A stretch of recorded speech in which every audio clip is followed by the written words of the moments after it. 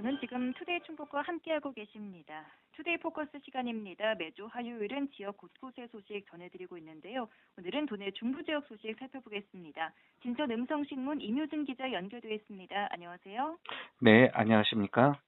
네, 첫 소식은 음성 지역 소식부터 살펴보겠습니다. 생활체육 정책 질의와 관련된 내용이네요.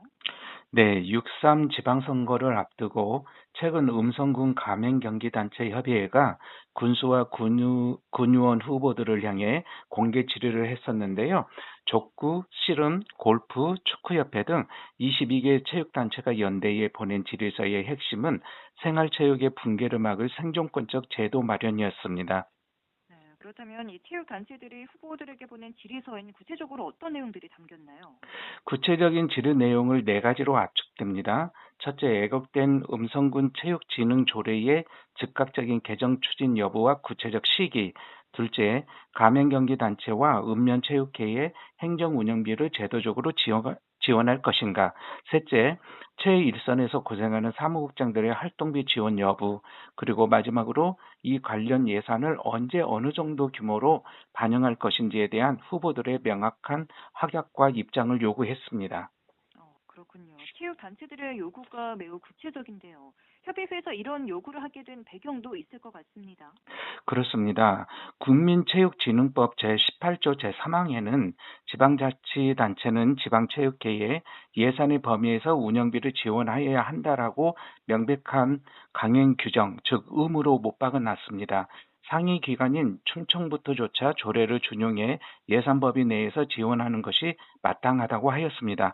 하지만 음성군은 타 시군에서 지원한 전례가 없다는 황당한 핑계를 대며 법을 대놓고 무시하고 지원을 전면 거부해 왔는데요.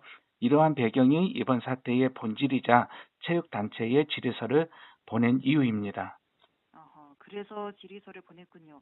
그럼 후보자들은 이런 요구에 어떤 답변을 내놨나요? 후보자들의 답변은 대체로 긍정적인 방향으로 쏠렸습니다.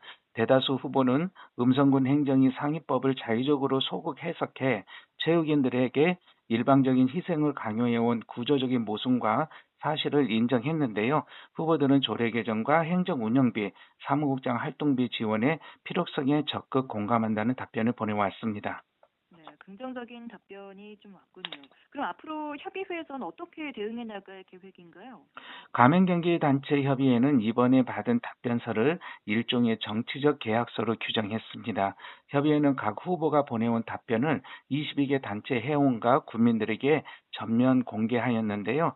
특히 선거가 끝난 직후 당선자가 확정되면 즉시 조례 개정과 추경 예산 편성에 돌입할 예정입니다. 더 이상의 무임승차 봉사는 끝났다는 체육인들의 목소리가 커지고 있습니다. 네, 알겠습니다. 다음 소식도 비슷한 내용인데요.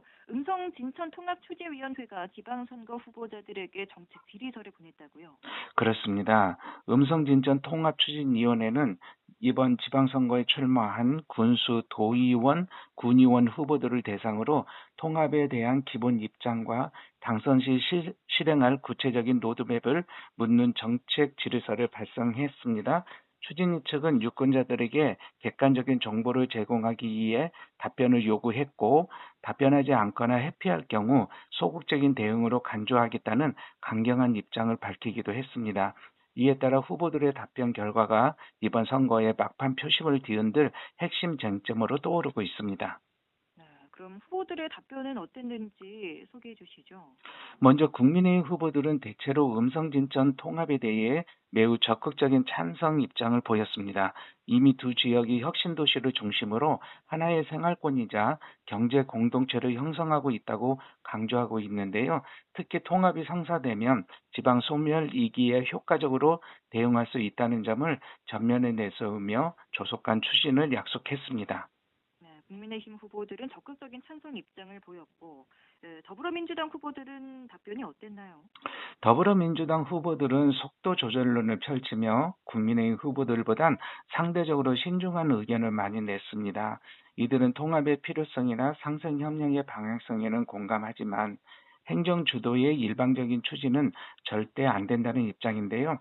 무엇보다 핵심 주체인 핵심 주체인 양군 주민들의 뜻이 가장 중요하기 때문에 투명한 정보 공개와 충분한 공론화 과정 등이 선행되어야만 조건부를 추진할 수 있다는 신중론을 고수하고 있습니다.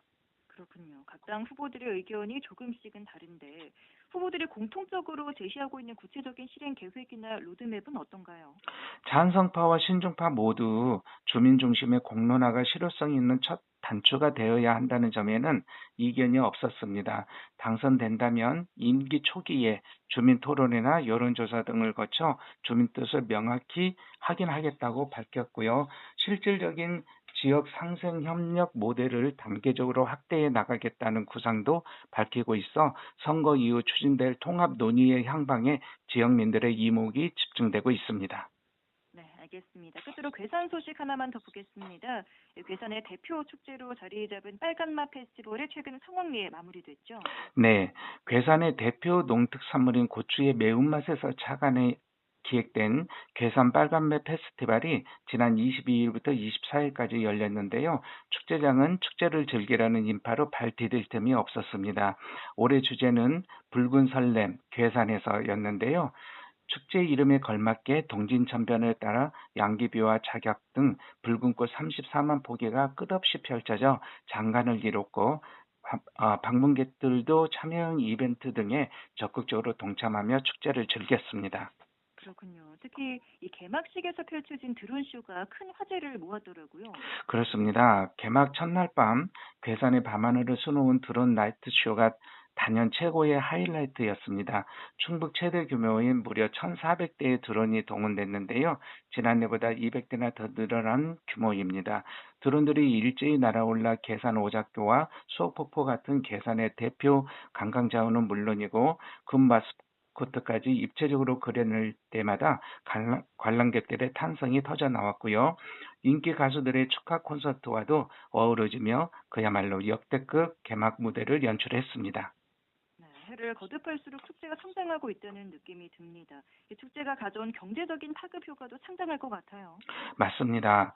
괴산 빨간맛 페스티벌은 첫 해인 2024년에 방문객 17만 명, 지역경제 유발효과 35억 원을 기록하며 단숨에 주목을 받았는데요. 지난해에는 23만 5천 명이 방문해 47억 원의 경제 효과를 냈습니다. 올해는 역대 최다인 24만 명의 방문객이 찾았고 지역 경제 활성화에 효자 노릇을 톡톡히 했을 것으로 분석되고 있습니다. 네, 기자님 오늘 소식 여기까지 듣겠습니다. 고맙습니다. 네, 감사합니다. 지금까지 진천 음성신문 임효준 기자였습니다.